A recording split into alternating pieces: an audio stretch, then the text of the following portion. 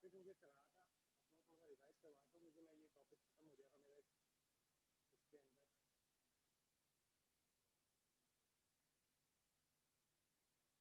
नहीं, मेरे पास जो है ये टॉपिक खत्म हो जाएगा तो मैं थोड़ा सा आपको रिवीजन करवाता हूँ लास्ट पिछली स्लाइड्स में, है ना।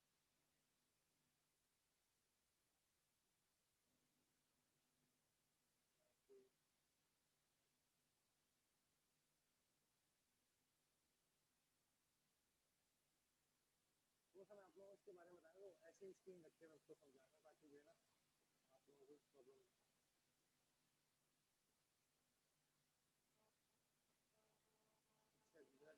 मैथमेटिकल इंडक्शन हम लोग पढ़ा था मैं लास्ट क्लास में आप लोगों को process for verification of the sum of series. मेरे पास एक सवाल दिया हुआ है ये 1 2 3 और n, एक सीरीज दी हुई है, सही है। और इसको कहते हैं क्या, n को कहते हैं, मेरे पास क्या कहता हूँ मैं, जनरल टर्म कहता हूँ या लास्ट टर्म कहता हूँ या टी एन कहता हूँ, टी एन। जो मैं सवाल में सपोज करता हूँ टी एन, वो ये एन होता है। और ये मेरे पास क्या होती है, नंबर ऑफ टर्म्स होती है, टी वन हो गई, टी टू हो गई, टी थ्री हो गई, और ये n n plus one divide by two, सही है। अच्छे जी, ये इसको क्या कहता हूँ मैं, इसको सम ऑफ सीरीज कहता हूँ, मतलब इस पूरी सीरीज का क्या होगा, ये सम कहलाएगा। हमें ये 3 स्टेप प्रूव करने जाना है सवाल के अंदर। क्या करना है हमने हमने ये 3 स्टेप को क्या करना है, प्रूव करना है। Prove the sum of term is equal to 1, prove the proposition for n is equal to k, now prove for n is equal to k plus 1, सही है। अच्छे जी, बस ये 3 स्टेप हमने क्या करने हैं, प्रूव करने जाना है। फिर इसके बाद पहले के अंदर क्या करना है, सम टर्म जो इक्वल टू 1 के बराबर होगी, फिर इसके बाद n is equal to k और then n is equal to k plus 1। आपने ये 3 चीजें याद रखनी। put n is equal to k plus 1 on the general term and add on both sides of the preposition। General term कौन सी term है ये, अच्छे जी। जो स्टूडेंट्स नए हैं, जो जिनको नहीं पता था इस बारे में कि हम लोग मैथमेटिकल इंडक्शन क्या है, उनके लिए आप वो पता इसको क्या करें, स्क्रीनशॉट ले लें और इसको याद रखिए। ये दिमाग में रखेंगे।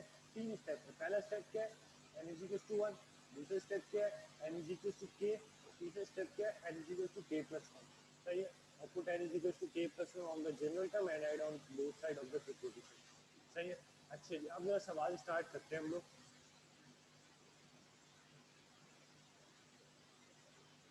जो मुझे आज करवाना है। ये एक सवाल मेरे पास रह गया था तो मैं आज इसको भी स्टार्ट कर लेता हूँ। आप में से किसी को स्क्रीन शेयर होने का प्रॉब्लम तो नहीं हो रहा? तो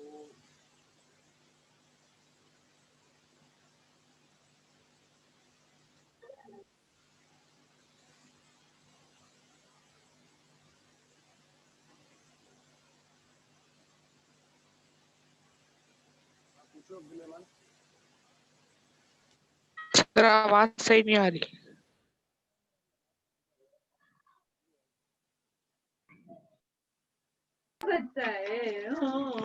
सर आवाज बहुत हल्की आ रही है।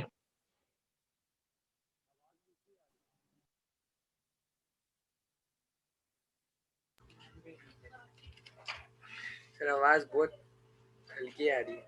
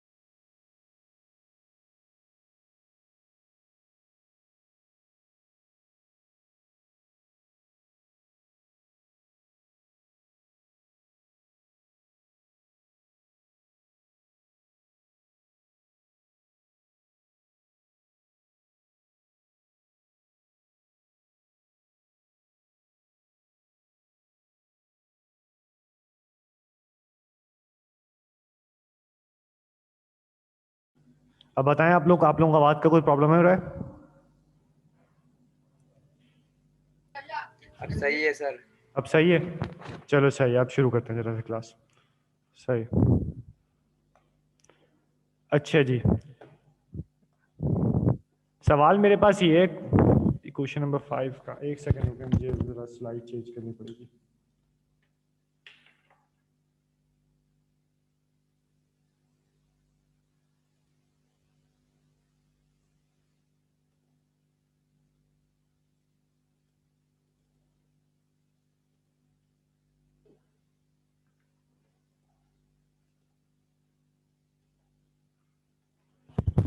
अच्छा चलें सही, अभी स्टार्ट करते हैं जरा जल्दी जल्दी, बस ही बहुत टाइम जाया जा चुका है। अच्छा जी, क्वेश्चन नंबर 10 मेरे पास ये था 1/(1.1.2) और ये डॉट का मतलब इसमें क्या है, मल्टीप्लाई का, सही है। अच्छा जी, ये 3 मेरे पास टर्म लिखी हुई है और ये मेरे पास जनरल टर्म है और ये मेरे पास क्या सम है, सही है। अच्छा जी, सवाल स्टार्ट करते हैं हम लोग। वेरीफाई था, मैंने आप लोगों को बताया 3 स्टेप प्रूफ करने हैं हमने। Verify the given proposition for n is equal to 1, n is equal to 1 हम लोग प्रूफ करते हैं। 1/(1.2) लिखा हुआ है, डॉट का मतलब मल्टीप्लाई, तो यानी कि 1.2 मतलब 2 हो जाएगा। n की जगह जगह जहाँ पे जो है ना n क्या आ जाए, n क्या है इसमें 1 है, तो मैं इसमें क्या करता हूँ 1 लिख देता हूँ। 1/2 हो जाएगा, ये 1/1 + 1, तो नेक्स्ट स्टेप क्या हो जाएगा 1/, देख लें ये वाली टर्म और ये वाली टर्म सम का बराबर आ रही है, तो it is true for n is equal to 1, मतलब ये condition for n is equal to 1 proof है। अच्छा, जब n is equal to 1 proof होगी तो मैं सपोज कर लूंगा, suppose that the given proposition is true for some positive integer which is n is equal to k। अब ना ये लाइन आपने लाजमी लिखनी होगी, ये स्टेप पे भी लाइन लिखनी होगी और ये स्टेप पे भी लाइन आपने लाजमी लिखनी होगी। हमने सपोज कर लिया जो प्रोपोजिशन है, जो हमारे पास गिवन प्रोपोजिशन है, ये ट्रू है for n is equal to k, मतलब हमने मान लिया है कि ये n is equal to k के बराबर है, सही है। अच्छा, ये तो जहां जहां n is equal to k था, तो जहां जहां n था वहां वहां मैंने क्या रख दिया, k रख दिया, और इसको कह दिया क्वेश्चन नंबर 1, सही है। अच्छा जी, अब सवाल शुरू करते हैं जरा। Now we will prove that the given proposition is true for n is equals to k plus 1। हमें क्या करना है, ये प्रूव करना है कि जो given proposition है is true for n is given proposition is true for n is equals to k plus 1। अच्छा जी, तो अब वो कैसे करेंगे, अब वो ऐसे करेंगे कि मेरे पास क्या होगा, इसको मैं कह देता हूँ क्या, लेट कर लिया मैंने, इसको कह दिया tn is equal to 1/n n+1, सही है। इसको मैंने कह दिया tn का मतलब क्या होता है, लास्ट टर्म, सही है। अच्छा जी, put n is equal to k plus 1, मैं इसमें क्या करता हूँ n is equal to k plus 1 put करता हूँ, जहां जहां n था वहां वहां मैंने क्या रख दिया, k plus 1 रख दिया, t k plus 1 k plus 1 k plus 1 plus 1, तो इसको कह दिया ये वाली टर्म बन गई t k plus 1 1/k plus 1 k plus 2, सही है। अच्छा जी, हो क्या रहा है इसके अंदर, हो क्या रहा है इसके अंदर, ये जो टर्म, दो टर्म्स है ना मेरे पास, इसको क्या करना है आपने, ये जो मैंने टर्म फाइंड करी इसको क्या करेंगे, ऐड करवाएंगे बोथ साइड के ऊपर इक्वेशन 1 के। अच्छा जी, देखें 2 स्टेप्स हैं इसके अंदर, ये तो यहां तक तो आप लोग काम कर लेंगे, यहां तक का सही है, यहां तक आप लोग काम कर लेंगे, फिर इसके बाद जो ये काम है ना, ये असल काम है। अच्छा जी, ऐड करवाएंगे तभी आपका प्रूफ होगा। ऐड के लिए कौन सी टर्म यूज कर दी, ऐड के लिए आपने क्या करना है, इस टर्म में n is equal to k plus 1 रखेंगे, वही टर्म ऐड करवाएंगे। आप देख ले, मैंने इस टर्म के अंदर ही n is equal to k plus 1 put करा और उसी को मैं क्या करवा रहा हूँ, ऐड करवा रहा हूँ। और इस टर्म के अंदर जब n is equal to k plus 1 रखेंगे तो मेरे पास वो क्या आएगा, आंसर आएगा। अच्छा, आंसर चेक कर लेते हैं पहले से, हम लोग क्या करते हैं, जरा आंसर देख लेते हैं कि मेरे पास क्या आएगा। मैं आपको पहले से बता रहा हूँ मेरे पास मुझे क्या प्रूफ करना है आंसर के अंदर, कि आंसर मेरे पास होगा k plus 1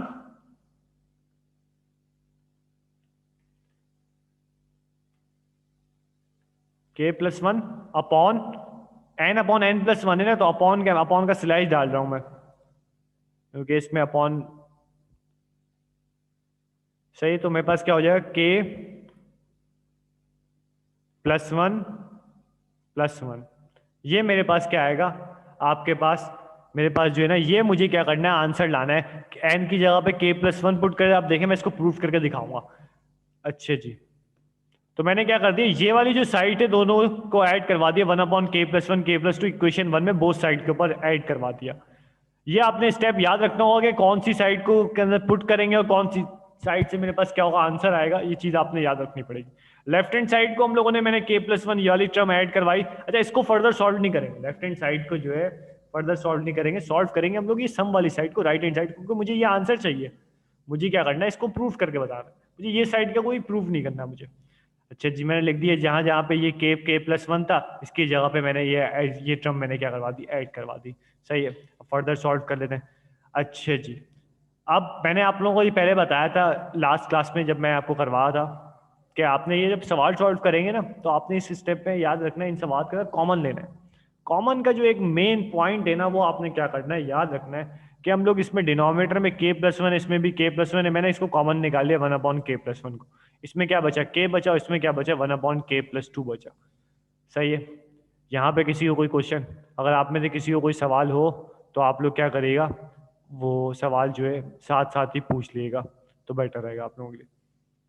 हैंड रेस कर लिएगा, मैं आप लोगों के सवाल के जवाब दे दूंगा। सही है। अच्छा जी, अब मैं क्या करूंगा इन दोनों का एलसीएम लूंगा तो क्या हो जाएगा एलसीएम k+2 को मल्टीप्लाई करवा देंगे k से तो क्या हो जाएगा k+2 +1 अपॉन k+2 हो जाएगा। सही है। अच्छा जी, k को k से मल्टीप्लाई करा k² हो, k को 2 से मल्टीप्लाई करा 2 के हो गया, k को 1 से मल्टीप्लाई करा, सॉरी 1 से मल्टीप्लाई नहीं करेंगे क्योंकि 1 तो अलग टर्म है। सही, k+2 हो जाएगा डिनोमिनेटर में और k+1। अच्छा k+1 और k+2 को क्या करा है मैंने अलग करके लिखा। अच्छा थोड़ा सा जरा गौर करें, न्यूमरेटर के अंदर क्या आ रहा है k² + 2k+1।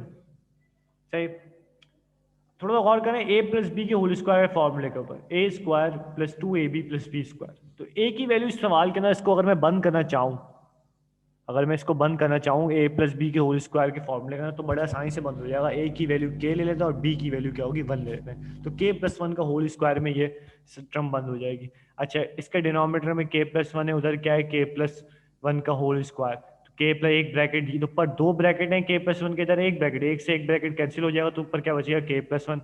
तो मेरे पास टर्म क्या बची k+1 और k+2। अच्छा चाहें तो आप लोग यहाँ पे आंसर छोड़ दें, चाहें तो आप लोग इसको यहाँ पे आंसर बआसानी अगर आप छोड़ना चाह रहे हैं। सही, ये आंसर भी आपका क्या है सही है। पर अगर आप लोग चाहें तो इसको फर्दर सॉल्व करना चाह रहे हैं तो आप लोग इसको यूं करके भी लिख सकते हैं k+1, इसको जो मैंने अभी आंसर लिखा था मेरे ख्याल में मिट गया, इरेज हो गया। k+1 और k+1+1 आपको इस तरीके से फॉर्म में भी करके आंसर लिख सकते हैं। सही है। तो it is true for n = k+1। ये लाइन आप लोगों ने लाजमी लिख लिया। Hence the given proposition is true for all positive integral values of n by mathematical induction. सही, ये लाइन आप लोगों ने लाजमी लिखनी होगी।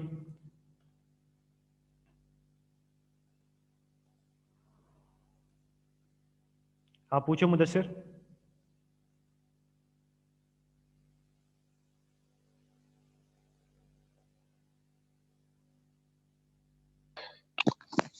सर ये k+2+1 कहाँ से आया? k+2 k+1 कौन सी लाइन बोल रहे हो, कौन सी रॉ में बात कर रहे हो? सर ये ऊपर इससे इससे क्या ऊपर क्या वाला, इससे ऊपर वाला ये ये इससे कैसे आया ऊपर, ये इससे ऊपर ये कैसे आया? ये एलसीएम इससे लिया है ना मैंने। देखो इसके डिनोमिनेटर में क्या है 1 है, क्रॉस मल्टीप्लाई करवा दी 1 को 1 से मल्टीप्लाई, k+2 को k से मल्टीप्लाई कर दिया, एलसीएम लिया है मैंने ये। ठीक है, ओके।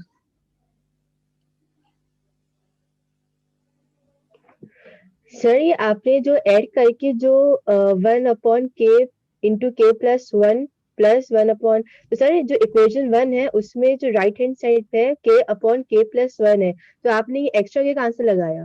ये टर्म आप पूछ रही हैं कि 1/k+1 k+2 कहाँ से लगाया मैंने? इसके ऊपर वाला जो आपने जब ऐड किया है ये टर्म कहाँ से लगाई? राइट हैंड साइड जी, ये वाली k × k+1 प्लस के पहले वाली ये वाली टर्म कहाँ से लगाई मैंने? जी। ये तो देखिए मेरे पास लिखी लेफ्ट हैंड पूरी लेफ्ट, अगर आप लेफ्ट हैंड साइड गौर करें तो ये देखिए मेरे पास ये पूरी लेफ्ट हैंड साइड, सॉरी हम तो राइट वाले में करेंगे ना, लेफ्ट वाले में तो नहीं करेंगे ना। नहीं लेफ्ट हैंड राइट हैंड दो देखें। जब आप मैथमेटिक्स में जब आप सॉल्व करने जाते हैं तो आप लोग एडिशन तो दोनों साइड पे करवाते हैं ना, ये थोड़ी इक्वेशन बैलेंस करनी पड़ती है हमें। ये अच्छा टर्म ओके ओके ठीक है सही ये ट्रू सही टर्म सही प्रूफ है, हमने इसको सॉल्व नहीं करना, बस हमने शो करना हम्म होगा कि हमने दोनों साइड पे ऐड करवाया। ओके ओके ओके ठीक है, थैंक यू। सही। अच्छा जी, किसी और कोई सवाल इस सवाल के अंदर? क्योंकि मैं नेक्स्ट सवाल जो होगा वो डिफरेंट टॉपिक्स के आ रहे हैं, वो टॉपिक बिल्कुल चेंज हो जाएगा। तो अगर आप में से किसी को कोई सवाल हो या इसका स्क्रीनशॉट लेना हो तो आप लोग ले लें।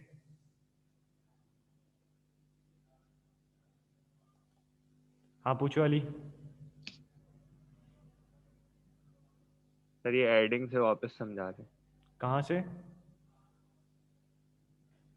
एडिंग इक्वेशन बहुत साइड्स ये जो यहाँ से वापस समझा दें। अच्छा यहाँ से दोबारा पे समझा दूँ, एक सेकंड रुको मैं तुम्हें समझाता हूँ। अभी क्या कुछ भी नहीं करा, बस मैंने इसके अंदर टर्म ऐड करवाई, यही सब चीज़ समझ आ रही तुम्हें? अपना माइक ऑन रखना, जो चीज़ नहीं समझ आ रही मुझे उधर ही पूछना।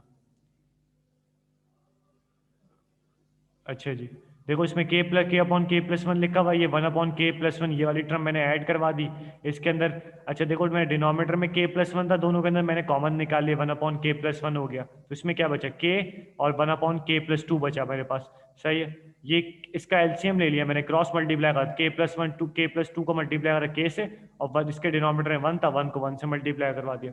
अब जब k को k+2 से मल्टीप्लाई करो क्या हो जाएगा, k² हो जाएगा और +2k+1 हो जाएगा। देन डिनोमिनेटर में k+2, इसका न्यूमरेटर देखो तो मेरे पास फॉर्मूले बंद हो रहा है a+b² मेरे पास लिखा नहीं है। अगर मैं क्लास में करवाता है सवाल तो मैं डायरेक्ट इसको फॉर्मूले के अंदर लाजमी बंद करके मैं शो करता कि a+b² बंद हो रहा है, पर अभी क्योंकि मेरे पास लिखा हुआ नहीं है तो अभी फिलहाल अभी चल रहा है, आपको उसको ऐसे ही समझना पड़ेगा कि इसको a की वैल्यू इसमें क्या है, k है, और b की वैल्यू क्या है, 1 है। तो a+b² के फॉर्मूले मैंने क्या कर दिया, इसको बंद कर दिया, k² + 2k+1 k+1 का होल स्क्वायर, k+1 से k+1 का एक ब्रैकेट कैंसिल हो गया, तो मेरे पास क्या हो जाएगा, पर क्या बचेगा, k+1 और डिनोमिनेटर में k+2। इसको मैंने इस तरीके से करके लिखने के लिए, क्योंकि मुझे आंसर तो ये प्रूफ करना है तो मैंने ये करके लिख दिया। बाकी आखिरी वाली लाइन है जो तुम्हें पता होनी चाहिए, आपको याद करनी है, याद करके जाएं या कुछ भी करके जाएं, रट्टा मार के जाएं, पर ये लाइन आपने अगर नहीं लिखी तो आपका 1 नंबर कट जाएगा, क्योंकि ये आपकी लाइन बताती है कि आपने ये प्रोपोजिशन को प्रूफ करा है मैथमेटिकल इंडक्शन के जरिए।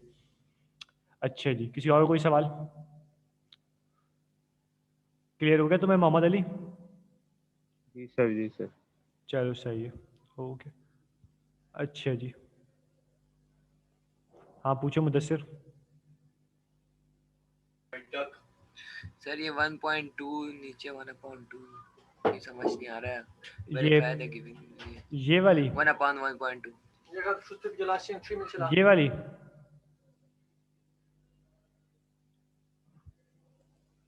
मुझे स्टेप तो क्लियर कर दो पहले कि कहाँ पे कौन सा ये वाला स्टेप पूछ रहे हो मुझसे?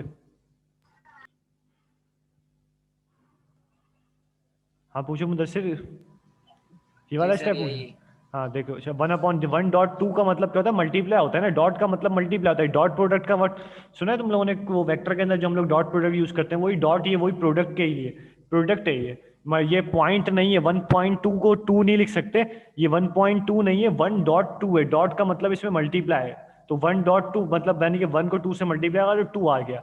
जहां पे इधर डॉट लिखा हुआ है ये मल्टीप्लाई हो रहा है, 2.3 मतलब 6 है, ये 2 3 6, 3.4 मतलब 12 है, ये सो ऑन चलता रहेगा। समझ आ रही बात? अब क्लियर हुआ? जी सर। चलो सही, अब आप नेक्स्ट इसमें चलते हैं हम लोग जरा कि नेक्स्ट टॉपिक के ऊपर जो हम लोगों ने नेक्स्ट सवाल करने हैं।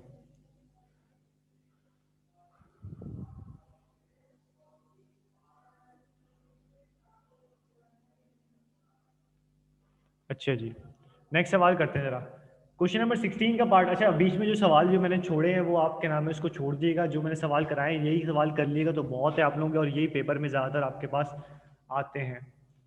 सही, यही सवाल आपके पास क्या होते हैं, आते हैं।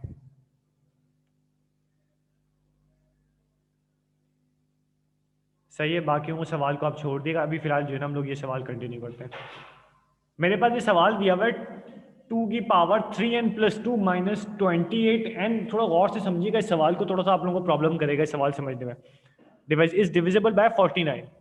सही है, मुझे इस सवाल को क्या करना है, प्रूफ करना है डिविजिबल बाय 49 हो रहा है कि नहीं हो रहा।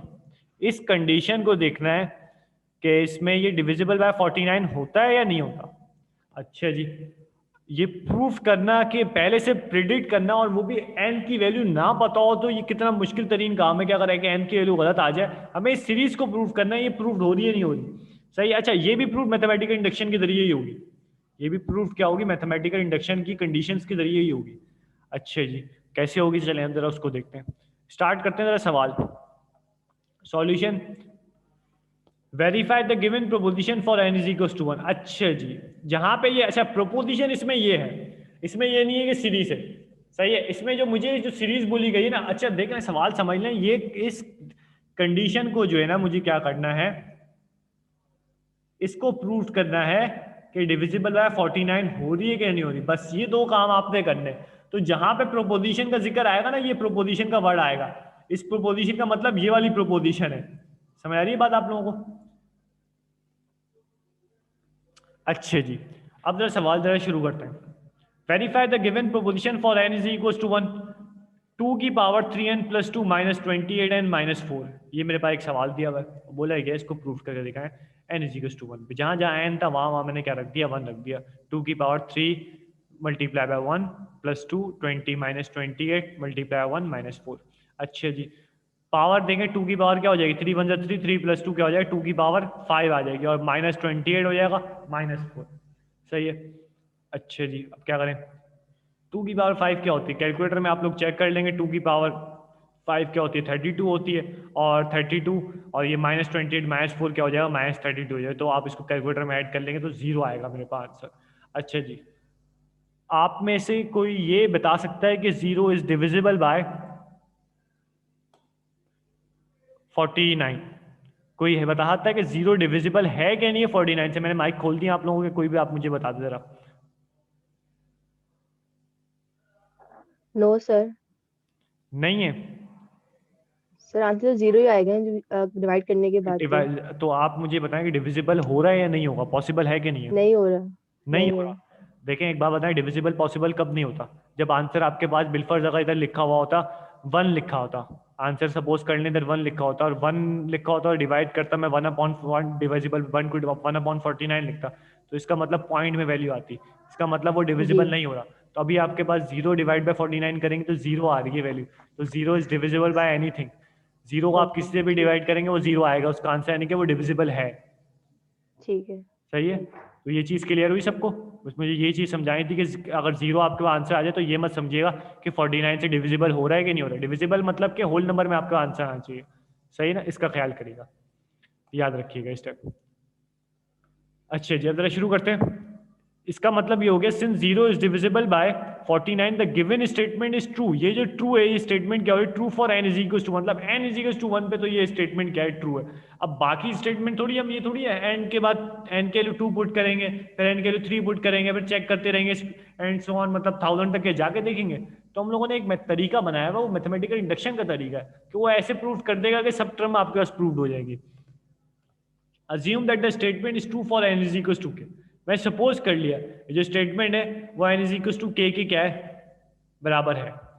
तो मैंने क्या लिख दिया यहाँ पे, जहाँ जहाँ पे क्या था n था वहाँ वहाँ मैंने क्या लिख दिया, k लिख दिया। 2 की power 3k plus 2 minus 28k minus 4 is divisible. मैंने ये सपोज कर लिया, जब ये टर्म के नाम है उसका डिविजिबल है 49 है, तो इसका मतलब ये होगा कि ये वाली टर्म भी तो मेरे पास क्या, मैंने n को k के बराबर लिया, तो इसका मतलब ये वाली टर्म भी डिविजिबल बाय 49 है। तो मैंने ये सपोज करा हुआ, सपोजिशन करी है। सही है, हाइपोथेसिस में हम लोग चले गए। अच्छा जी, इस हाइपोथेसिस को प्रूफ करेंगे n is equal to k plus 1 के जरिए। अच्छा जी, now we have to prove for n is equal to k plus 1। Now for n is equal to k plus 1 we have, अच्छा जी, जहां जहां मेरे पास था 2 की पावर 3n था वहां वहां पे मैंने क्या, अच्छा इसमें कोई एडिशन वगैरह कोई चक्कर नहीं है, मगर आगे जरूरत पड़ेगी एडिशन हम लोग करवाएंगे, एक ऐसी टर्म में करवाऊंगा जो आप लोगों को क्लियर होगी।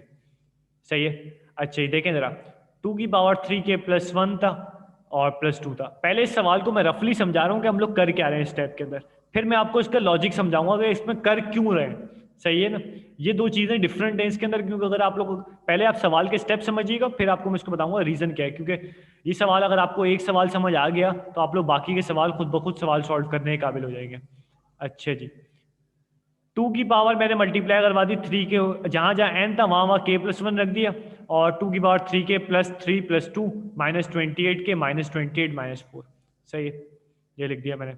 अच्छा जी, थोड़ा सा अगर हम गौर करें तो मेरे पास ये क्या हो जाएगा, 2 की पावर 3k प्लस 5 हो जाएगा माइनस 28 के, ये 28 को मल्टीप्लाई करा k से माइनस 28 के, माइनस 28 को 1 से मल्टीप्लाई माइनस 28 माइनस 4 क्या हो जाएगा, माइनस 32 हो जाएगा मेरे पास। सही है। अच्छे जी, अब क्या करें, सवाल सॉल्व करने जाना है मुझे तो। अच्छे जी, चलें जरा देखते हैं। 2 की पावर, इसको मैंने क्या कर दिया, ब्रेक कर लिया 2 की पावर क्यूब के अंदर। इसकी वजह क्यों करी है, इसकी वजह मैं आप लोगों को भी बता दूंगा कि हम लोग क्यों इसको ब्रेक कर रहे हैं। थोड़ा सा सब्र करके समझिएगा, ये आपको क्लियर हो जाएगा। आप मेरे को अभी सवाल खत्म होने के बाद हैंड रेस करिएगा तो बेटर रहेगा आप लोगों के लिए।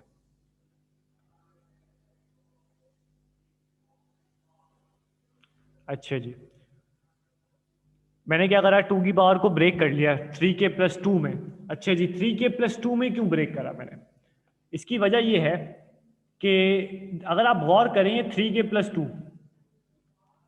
अगर आप गौर करें ये 3k+2, तो मेरे पास, मैं एक सेकंड रुके आपको हाईलाइट करके बताता हूँ। ये 3k+2 जो पावर है, ये 3k+2 ये वाली टर्म पावर है ना, तो मुझे ये पावर क्या करनी थी, 2 की पावर सेम लानी थी। अगर आपने पावर को सही सॉल्व कर लिया ना इस सवाल के अंदर, अगर आपने मैनेज कर लिया तो आप सवाल बहुत आसानी से सॉल्व करने की तरफ जाएंगे। वरना अगर आप पावर को ही समझ नहीं सकेंगे ना, क्योंकि ये मुझे पावर दोनों की सेम करनी है, उसमें भी क्या करना होता था, हमें ये वाली टर्म चाहिए। अब देखें, मुझे आंसर के अंदर जो चाहिए ना, मुझे ये वाली टर्म लानी है, ये जो मैंने इक्वेशन लिखी है ना के की फॉर्म, ये इक्वेशन में आंसर में लानी है। तो मेरे पास क्या हो जाएगा, सवाल बहुत आसानी से आप लोग क्या हो जाएगा, सॉल्व हो जाएगा। अगर ये टर्म हम लाने में कामयाब हो गए और नहीं कामयाब हो तो इसका मतलब हम लोग सवाल सॉल्व नहीं कर सके, गलत सवाल सॉल्व कर रहे हैं। सही है। अच्छा जी, तो मैंने क्या कर लिया, 3k+2 चाहिए था ना मुझे, तो मैंने क्या कर दिया, 3 को 2 की पावर क्यूब को क्या कर लिया, अलग कर लिया। और 2 की पावर क्यूब क्या होती है, 2 × 2 × 2 2 2 4 4 2 8 होती है, तो मैंने 8 लिख दिया इधर। क्लियर है। अच्छा जी, अब जरा अब आगे देखते हैं हम लोग कर क्यों रहे हैं। अब अगर मैं गौर करूं तो देखें मेरे पास क्या चाहिए, मुझे सवाल को सॉल्व करने के लिए जो है ना, अगर आप थोड़ा सा गौर करें तो आप लोगों ने क्या करना है, आप थोड़ा सा गौर करें कि मुझे ये सवाल में इक्वेशन में ये चीज चाहिए। सही है। ये ट्रम को मुझे क्या करना है, इसके बराबर प्रूफ करना है। सही है। अच्छा जी, अब क्या करेंगे, थोड़ा सा जरा गौर करके समझिएगा तहम्मुल से कि मैंने ये -8 क्यों लिखा है और ये कहाँ से आई है इधर टर्म। मैं तो आपको वही चीज़ क्लियर करना चाह रहा हूँ कि मुझे क्या करना है, इस सवाल के अंदर ये चीज़ क्या करनी है, प्रूफ करनी है। सही ना, ये चीज़ मुझे लानी है। तो मेरे पास ये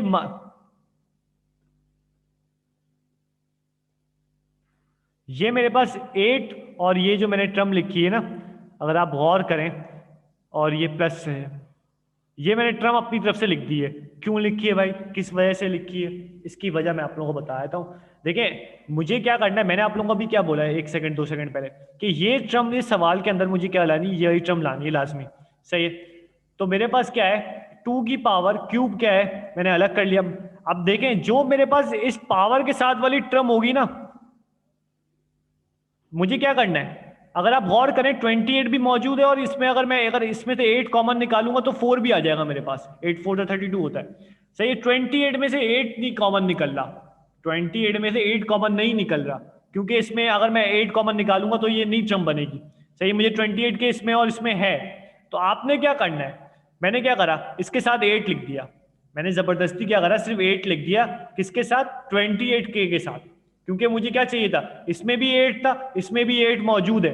अगर आप गौर करें तो इसमें 8 मौजूद। आगे के सवाल हम लोग डिफरेंट तरीके से करेंगे, उसमें अलग तरीका आएगा, उसमें जो स्टेप होगा वो मैं उस वक्त समझा दूंगा। अभी फिलहाल आप लोग समझिए कि इसमें भी 8 मौजूद है, इधर भी 8 मौजूद है, इसमें नहीं था 8 मौजूद 28k में, तो मैंने क्या लिख दिया, इसके बाद 8 लिख दिया, बस सिंपल। आपने ये सोच के चलना है। अब एक बात बताएं, मतलब ये 28 के कितने हो गए, 8 28k मेरे पास मौजूद है। ये जो 28k ना, ये कितने, 8 28k मेरे पास मौजूद है, और ऊपर मेरे पास कितने हैं, 128k। मतलब क्या है, एक 28 के ऊपर मौजूद है, नीचे मैंने लिख दिया 8 28। इसको बैलेंस भी तो करना पड़ेगा, तो मैं कितनी टर्म ऐड करवाऊं कि ये ऊपर वाली टर्म आ जाए। तो यानी कि -8 लिखा है, ऐड करवाया, तो +7 करवाऊंगा तो ये वाली टर्म मौजूद आ जाएगी ना, ऊपर वाली टर्म।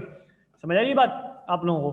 तो मैंने क्या करा, अपनी तरफ से क्या करा, 8 लिखा। इस 8 को लिखने के बाद क्या करा, मैंने इसको +7 करवा दिया। सही है। अच्छा जी, यहां पे किसी को कोई सवाल हो तो आप लोग मुझसे पूछें जरा स्टेप के अंदर।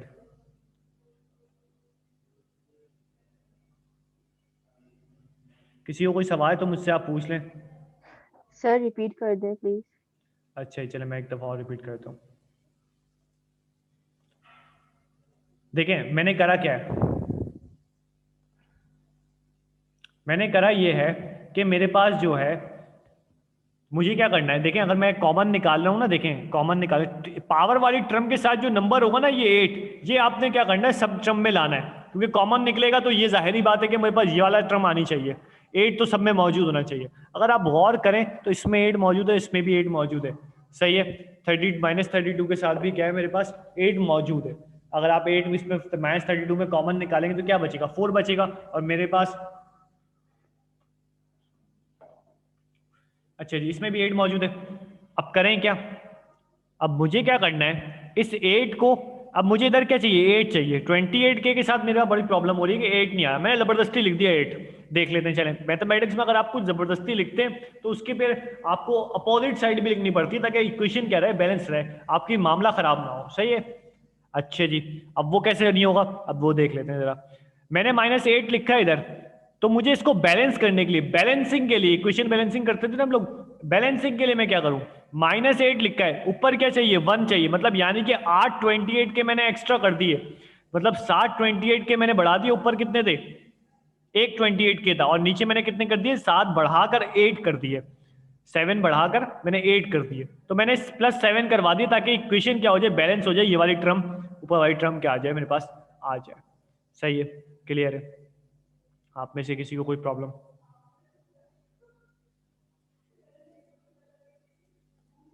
किसी को कोई प्रॉब्लम, माइक अनम्यूट करके आप मुझसे पूछ सकते हैं।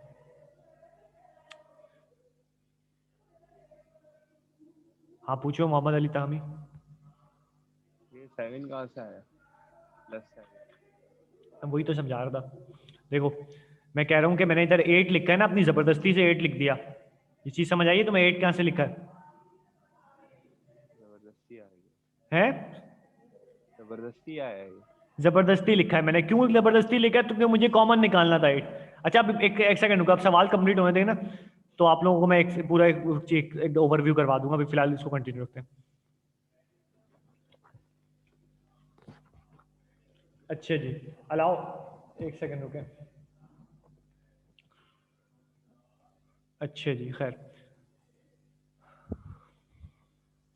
अब जरा पहले सवाल कंप्लीट हो जाए, मैं आप लोगों के क्वेश्चन ले लूंगा। अच्छा जी चलें, अब मैंने क्या करा देखें, ये 7 क्यों लिखा है मैंने, अगर आप गौर करें तो मैंने 7 इसलिए लिखा था कि बैलेंस करने के लिए, सही, ताकि -8 लिखा था। अब जरा गौर करें आप कि मुझे क्या चाहिए, मुझे, मैंने आप लोगों को क्या बताया, ये टर्म मुझे इसमें लानी है, इसमें लानी है, तो इसका मतलब कॉमन निकालना पड़ेगा। देखें अगर इस 3K + 2 है, इसके साथ 8 लिखा है, ये 8 खत्म करना है, 8 कैसे खत्म होगा, कॉमन निकालने के अलावा कोई तरीका नहीं है इस सवाल के अंदर। तो आपने कॉमन निकालने के लिए तीनों में 8 मौजूद होना चाहिए, इसमें तो 8 मौजूद था, इसमें 8 मौजूद था, इसमें नहीं था, तो मैंने इसके बाद लिख दिया। तो बैलेंसिंग के लिए +7 28 के मैंने ऐड करवा दिया, ताकि मेरे पास सवाल क्या हो, ऊपर इसको अगर मैं ऐड करवाऊं तो ये वाली टर्म मेरे पास वापस ऊपर वाली टर्म आ जाए, सही, क्लियर है। अच्छे जी, अब देखें जरा, मैंने क्या लिख दिया, 8 लिख दिया माइनस, और इसके -32 में एक साथ ले आया, सही। ये टर्म आप अगर गौर करें मेरे पास, इस टर्म के अंदर अगर आप गौर करें तो मेरे पास इसमें भी 8 मौजूद है, इसमें भी 8 मौजूद है, इसमें भी 8 मौजूद है। अगर मैं 32 में से 8 कॉमन निकालूंगा तो क्या बचेगा, 4 बचेगा, यानी कि तीनों के टर्म में 8 मौजूद है। और ये टर्म आप देख लें, और ये टर्म देख लें, आप आ गई आपकी बराबर, सेम आ गई।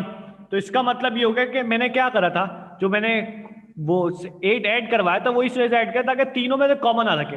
अच्छा, और ये 196 के कहाँ से आ गया, 7 को 28 से मल्टीप्लाई कर दिया, 196 आ गया।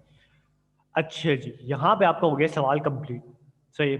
अब कैसे सवाल कंप्लीट हो गया सर, ये तो आपने मतलब अगर आप लोग पूछेंगे तो अब दिखाता हूँ मैं आपको, इसको प्रूफ करके बताता हूँ कि दोनों टर्म क्या आ रही हैं, दोनों टर्म्स डिविजिबल बाय 49 है। चेक करते हैं जरा, सही है, दोनों टर्म्स क्या है मेरे पास, by our hypothesis 2 3K + 2 -28K -4 is divisible by 49। ये तो आपको पता है ना कि मैंने लिख दिया, ये डिविजिबल बाय 49 है, ये तो हमने सपोज करा हुआ। हाइपोथेसिस का मतलब क्या होता है, सपोज भी करना। हाइपोथेसिस का अगर आप बाय आवर सपोजिशन भी लिख देंगे या कोई और वर्ड भी लिख देंगे तो मुझे कोई इशू नहीं है। अच्छा, बाय आवर हाइपोथेसिस क्या हो जाए, ये टर्म किसके बराबर है, डिविजिबल बाय 49 है, सही है। And 196K is obviously divisible by 49, मतलब 196 के तो पहले से मुझे पता है नंबर लिखा हुआ है। 196 को अगर आप डिवाइड करेंगे 49 से तो आप करके देख लें कैलकुलेटर में, अगर आप में से किसी के पास है कैलकुलेटर तो आप अभी डिवाइड करें 196 को 49 से, आपके पास होल नंबर में वैल्यू आएगी, मतलब अपॉन में नहीं आएगी, पॉइंट में नहीं आएगी, होल नंबर में वैल्यू आएगी। तो इसका मतलब 196 के तो मुझे पहले से पता है कि मेरे पास क्या हो रही है 49 की डिविजिबल, और ये टर्म तो मुझे पता है। अच्छा जी, डिविजिबल बाय 49 का मतलब क्या होता है कि अगर मैं आपको इसको देखें, डिविजिबल बाय 49 का मतलब क्या है, इसके नीचे डिवाइड कर दें 49 और इसके नीचे डिवाइड कर दें 49, मतलब इसके नीचे लिख दें 49 और इसके नीचे 49 से डिवाइड करवा दिया, दोनों को अलग अलग डिवाइड करवा दिया। सही है, डिविजिबल का मतलब यही होता है ना। अच्छा, ये टर्म तो आपको पता है, ये टर्म तो आपको पता है कि मेरे पास जो है डिविजिबल बाय 49 है, और ये टर्म आप लोगों ने कैलकुलेटर से करके देख ली, डिविजिबल बाय 49 है। सही है, तो इसका मतलब क्या हुआ, therefore the given expression is also divisible by 49 for n is equal to k + 1, यानी कि पूरी एक्सप्रेशन क्या हो रही है, डिविजिबल बाय 49 हो रही है for n is equals to k + 1. Hence, by mathematical induction, the given statement is true for all positive integral values of n. ये लाइन आप लोगों ने लास्ट में लिखनी होंगी, ये लाइन के बगैर आपका सवाल इनकम्प्लीट रहेगा। सही है, अब अगर आप लोग चाहें तो अपने आप को अनम्यूट करके मुझसे सवाल पूछ लें, किसी को कोई सवाल में प्रॉब्लम है हुई है?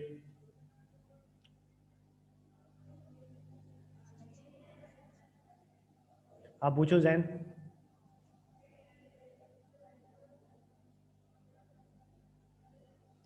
जिसको सवाल करना है वही अपना माइक ओपन करे और सवाल कर ले।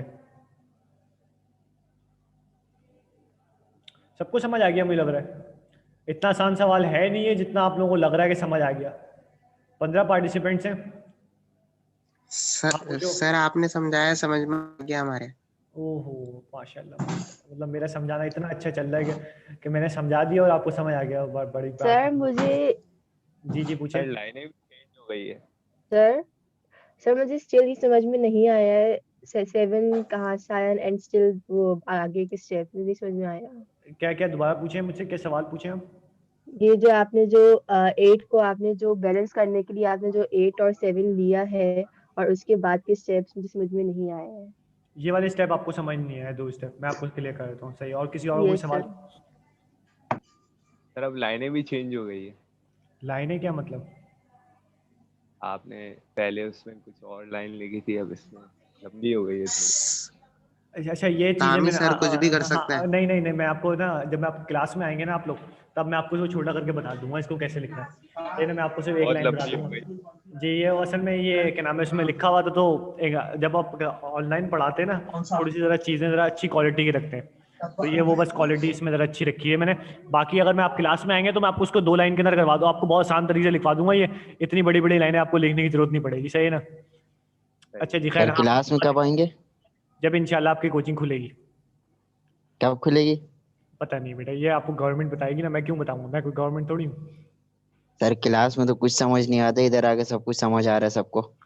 माशाल्लाह माशाल्लाह, मतलब यानी कि आप ये कहना चाह रहे हैं अभी तुम्हारे जो सोच है वो तो हर क्लास के बाद बदलती रहती है। कभी कहते हो कि ऑनलाइन में समझ नहीं आ रहा, कभी कहते हो क्लास में समझ नहीं आ रहा, मतलब कभी कहते हो कुछ ज्यादा समझ आ रहा है, कभी कहते हो बिल्कुल समझ नहीं, मतलब चल क्या रहा है तुम्हारे साथ। खैर चलो, तुम्हें अगर समझ आ रहा है तो अल्फाबेट समझ आ रही है, क्या क्या लिखे हुए। अच्छा चलो अच्छी बात है, ये समझ आ गए तो बहुत है। चलो सर ठीक है। अच्छा मैं आपको सवाल सब लोगों की क्लियर करता हूँ जरा। अच्छा इधर देखें, मैं आप लोगों को इसमें जो क्लियर प्रॉब्लम हो रही है वो जरा एक दफ़ा और देख लें, क्योंकि ये सवाल आप लोगों को तंग करेगा।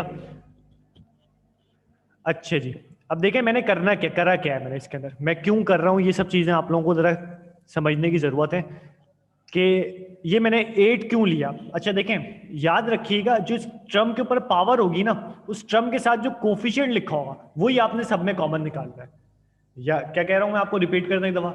जिस टर्म पे कोई पावर मौजूद होगी, यानी कि मुझे अगर ये टर्म सिंपलीफाई हो गई ना, अगर 2 की पावर 3k + 2 आ गया, तो इसका मतलब यानी कि बाकी टर्म्स तो मल्टीप्लाई डिवाइड के जरिए, एडिशन सब्ट्रैक्शन के जरिए आंसर क्या हो जाएगा, आसान हो जाएगा। सही है, आंसर क्या हो जाएगा, आसान हो जाएगा। अच्छा जी, यानी कि मुझे क्या चाहिए, इधर 8 है, इसके साथ क्या लिखा हुआ, 8 लिखा हुआ। अगर मैं सेकंड वाली टर्म को और करूं, मैं देखें मुझे ये टर्म लानी है लाजमी, इस सवाल के अंदर ये टर्म लानी है लाजमी। अगर मैं सेकंड टर्म पे गौर करूं तो इसके साथ 8 नहीं लिखा हुआ, इसके साथ 1 लिखा हुआ। इसका कोफिशिएंट क्या है, 28k को क्या कह रहे हैं, इसका कोफिशिएंट क्या है, 1 है। और 28 के मतलब मुझे इसमें चाहिए 28 के, तो इसमें भी 28 के मौजूद है, पर मुझे तो इधर 8 कॉमन निकालना है। कॉमन निकालने के लिए तो ज़बरदस्ती मुझे 28 चाहिए होगा, और इसमें अगर मैं गौर करूं तो 32 में से अगर 8 कॉमन निकालूंगा तो आएगा ही 4 मेरे पास। तो मेरे पास चलो मुझे इसकी टेंशन नहीं है कि अगर मैं 8 कॉमन निकालूं तो आसानी से आ जाए। यानी कि मुझे क्या करना है, सिर्फ इधर 8 चाहिए, 28 के अंदर क्या चाहिए, मुझे 8 चाहिए लास्ट में, ज़बरदस्ती मुझे 8 चाहिए। अच्छा जी, अब ज़बरदस्ती के लिए हम लोग क्या करेंगे कि मैंने क्या कर दिया, इसके बाद 8 लिख दिया, सही। अच्छा जी, अब क्या करें, जो मैंने 8 लिखा है इसके साथ इसमें भी 8 मौजूद है, इसमें भी 8 मौजूद है, इसमें भी 8 मैंने लिख दिया, और इसके अंदर भी 8 मौजूद है। अच्छा, 728 के क्यों लिखा मैंने, अगर आप गौर करें तो मेरे पास इधर 28 के कितने आ गए, 8 आ गए, मतलब 8 दफ़ा मेरे पास 28 के को लिखूं अगर मैं 28 के प्लस 28 के प्लस 28 के प्लस 28 के प्लस 28 के, मतलब 8 दफ़ा 28 के को ऐड करूंगा तो ये वाली टर्म बन जाएगी। ऊपर तो एक दफ़ा 28 के था, इधर तो 8 आ गए। अब इसको बैलेंस करना पड़ता है, मैथमेटिक्स में हम लोग क्या करते हैं, बैलेंस करते हैं, बैलेंसिंग के ऊपर चलते हैं ना हम लोग हर चीज़ में, ताकि हमारा मामला ख़राब ना हो। यानी कि अगर हम आंसर से ऊपर वापस जाएंगे ना तो आपके पास वापस सवाल बन जाएगा, और सवाल से वापस आंसर ला सकते हैं, आंसर से सवाल बना सकते हैं। मैथमेटिक्स में ये रूल लाजमी है। तो इसका मतलब ऊपर मुझे क्या चाहिए, एक 28 के चाहिए, एक दफ़ा 28 के चाहिए, और नीचे मेरे पास कितने आ गए, 8 आ गए। तो मैं कितने ऐड करवाऊँ या सब्ट्रैक्ट करवाऊँ कि ये 1 आ जाए, ये क्या आ जाए, -1 आ जाए। तो -8 नीचे, ऊपर क्या चाहिए, -1 चाहिए, तो मैंने +7 करवा दिया 28 के, मतलब 7 दफ़ा 28 के को ऐड करवा दिया ताकि मेरे पास क्या हो जाए, ये वाली टर्म पर वाली टर्म आ जाए। अच्छा जी, सही है। यानी कि अब मैंने क्या लिख दिया, अब जो जिन जिन टर्म के अंदर सवाल था,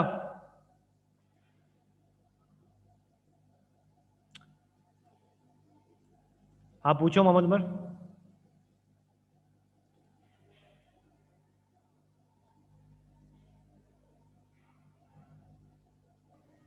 सही है सर, समझ आ गया, सही है, सॉरी। सही। अच्छा जी, खैर अब देखें क्या हो गया, 32 था, इस साइड पे मैंने लिख दिया। देखें अब तीनों के अंदर मुझे क्या करना है, इन तीनों के अंदर कॉमन निकालना है। तीनों में क्या करना है, कॉमन निकाल लिया। अगर आप कॉमन निकालेंगे तो क्या हो जाएगा, ये वाली टर्म बन जाएगी जो कि मुझे इसमें बनानी है। और इसमें अब जब आप इसको 728 के को मल्टीप्लाई करेंगे तो 196 के आ जाएगा। अब आप ये टर्म मेरे पास 2 टर्म आ गई, सही है। अच्छा, इसको भी डिविजिबल बाय 49 करके देख लें, इसको भी। ये तो मेरे पास प्रूफ करा हुआ है, मैंने लिख दिया, स्टेटमेंट लिख दिए, तो इसका मतलब ये है कि ये कंफर्म बात है कि ये डिविजिबल बाय 49 हो रहा है, आपको प्रूफ करने की जरूरत नहीं है। और 196 को आप 49 से डिवाइड करके, अगर आप में किसी का कैलकुलेटर है तो वो डिवाइड करके देख ले, आपका होल नंबर में आंसर आएगा, चेक कर लीजिएगा आप लोग घर पे, आप लोग अभी कोई कैलकुलेटर डिवाइड करके चेक कर ले, आपको तसल्ली हो जाएगी। सही है। तो बाय आवर हाइपोथेसिस मतलब सपोजिशन होती है, ये डिविजिबल बाय 49 है, इसका मतलब एंड 196 के तो ऑब्वियसली इज डिविजिबल बाय 49।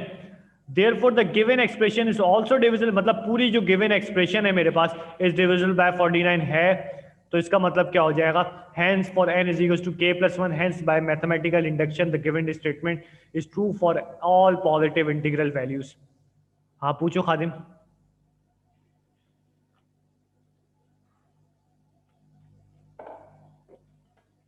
पूछो। 196 से डिवाइड क्या करवाना है ये तो बताएं।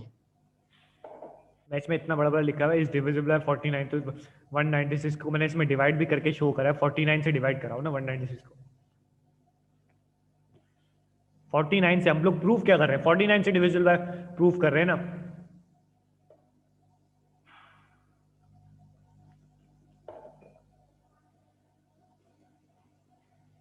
समझ आया तुम्हें? चलो सर, समझ आ गया। समझ आ गया। अच्छा जी, आप बोल रहे हो तो समझ आ गया।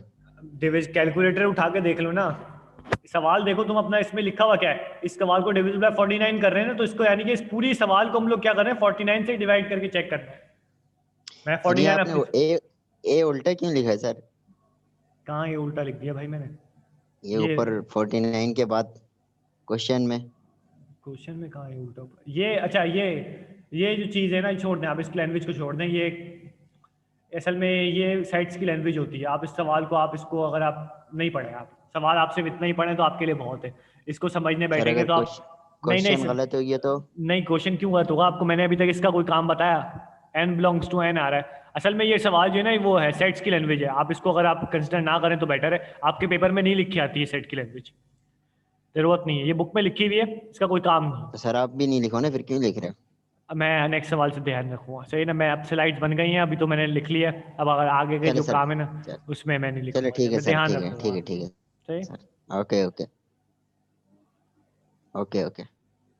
अच्छा जी, किसी और कोई सवाल, जल्दी से कोई सवाल हो तो आप लोग कर लें।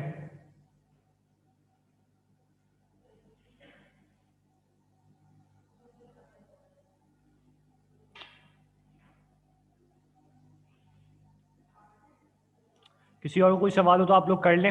एक सवाल मैं आप लोगों को दे देता हूँ होमवर्क के लिए, नेक्स्ट सवाल जो है आप लोग ट्राई करिएगा। हाँ पूछो जल्दी से। सर ये आपने जो एंड में जो लाइनें लिखी हुई याद करनी पड़ेंगी क्या? याद नहीं करेगा, मैं समझा, आप समझ लेना इनको, इसमें क्या इसमें मुश्किल है? अगर आपसे याद नहीं समझी जानी तो आप याद कर लें, अगर आपको इतनी इंग्लिश मुश्किल लग रही है। सर ये नीचे वाला याद करे या ऊपर, वो नीचे वाला समझे या ऊपर वाला समझे? मैं आप लोगों को जब आप क्लास में आएंगे तो मैं आपको उसे छोटा करके बता दूंगा, इस तरीके होते हैं। आपको मैं तो इसको सर आप बता भी नहीं रहे, क्लास में कब आएंगे? मैं बता दूंगा ना पेपर से पहले। असल में ये लाइन जो है ना लिखनी है आपने लास्ट में, अब आप इसको छोटा करके आप अपनी जबान में लिख दें, आप अपनी जो आपको अंडरस्टैंडिंग के हवाले से ना आप लिख दें therefore 2k 3 + 2 - 28k - 4 is divisible by 49 and 196k is obviously is divisible, is also divisible by 49। Therefore the given proposition is true for n = k + 1, hence the. Sir इसका मतलब क्या हुआ? मतलब बेटा क्या इसका क्या मतलब बताऊं मैं आपको? लिटरेचर में चले आऊं क्या मैं?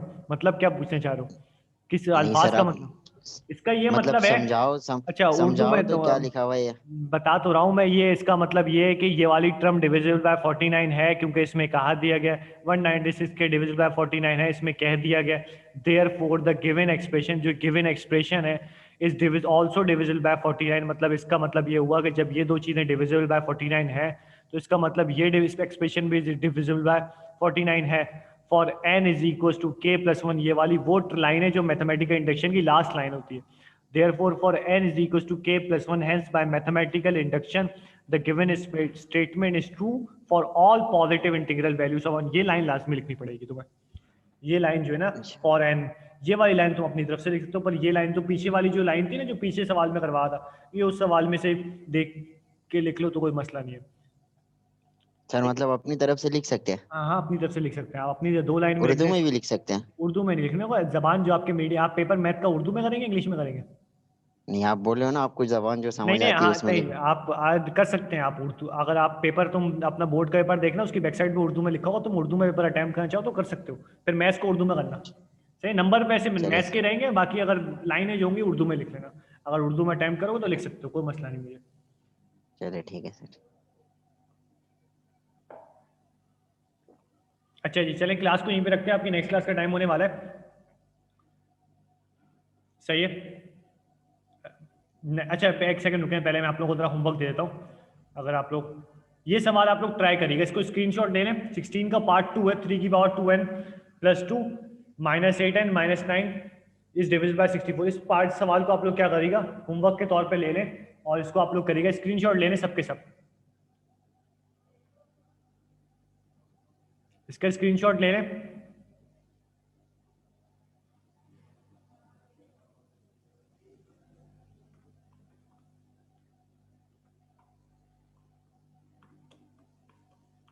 आप लोग घर पे ट्राई करिएगा सवाल, वैसे मैं कल करवाऊंगा ये सवाल, पर एक दफ़ा आप लोग अगर खुद से कर लेंगे तो आप लोगों के लिए बेटर रहेगा, आप लोगों को चीज़ क्लियर हो जाएंगी, क्योंकि ये अगर सवाल क्लियर साथ साथ नहीं हुआ तो आप लोगों को प्रॉब्लम होगी। वैसे मैं ये करवाऊंगा सवाल। सही, इसका एक दफ़ा स्क्रीनशॉट ले लें, आप जल्दी से ले लें किसी को।